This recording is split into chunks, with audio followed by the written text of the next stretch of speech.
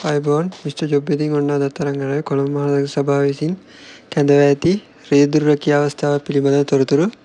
ඉතින් මේක කැඳවලා තියෙන්නේ කොළඹ මහනගර සභාව විසින් කොන්ත්‍රාත් පදනම මත තමයි මෙම තනතුර කැඳවලා තියෙන්නේ. ඒ වගේම දෛනික වැඩ පරිමාණයක් තමයි මේ තනතුර සඳහා ගෙවන්නේ. ඉතින් අපි බලමු මේ සඳහා වෙන විස්තරය කොහොමද කියලා.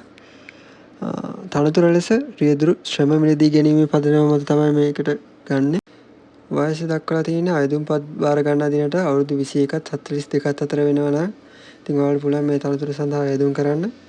අධ්‍යාපන සුදුසුකම් ලෙස අධ්‍යාපන උපදෙස් සහතික පත්‍ර සාමාන්‍ය පෙළ විභාගයේදී දෙවරකට නොවැඩි වාර ගණනකට යටතේදී පිරිසෙන් සිංහල දෙමළ භාෂාව ඇතුළුව සම්මාන සාමර්ථ්‍ය දෙකක් සහිතව විෂයන් 6ක් සමත් තිබීම එක්වරකදී විෂයන් 5ක් ආම වශයෙන් සමත් වී තිබිය යුතුයි.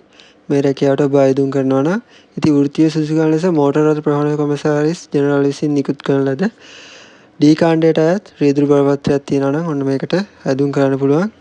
ඒ වගේම පළපුරුදු ලෙස රියදුරු බලපත්‍රය ලැබීම පසු රියදුරු ලෙස අවම වශයෙන් වසර 3ක පළපුරුද්දක් තිබීම මේ සඳහා ඉල්ලුම් කිරීම සඳහා සුදුසුකමක්.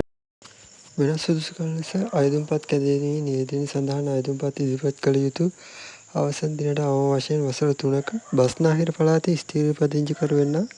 ඉතින් ඔයාලට විශේෂ සුදුසුකමක් වෙනවා මේ සඳහා අයදුම් ගන්න. ඉතින් ඔයාලට බස්නාහිර පළාතේ ස්ථිර පදිංචිකරු වෙන්න විතරයි මේකට අයදුම් කරන්න පුළුවන් වෙන්නේ.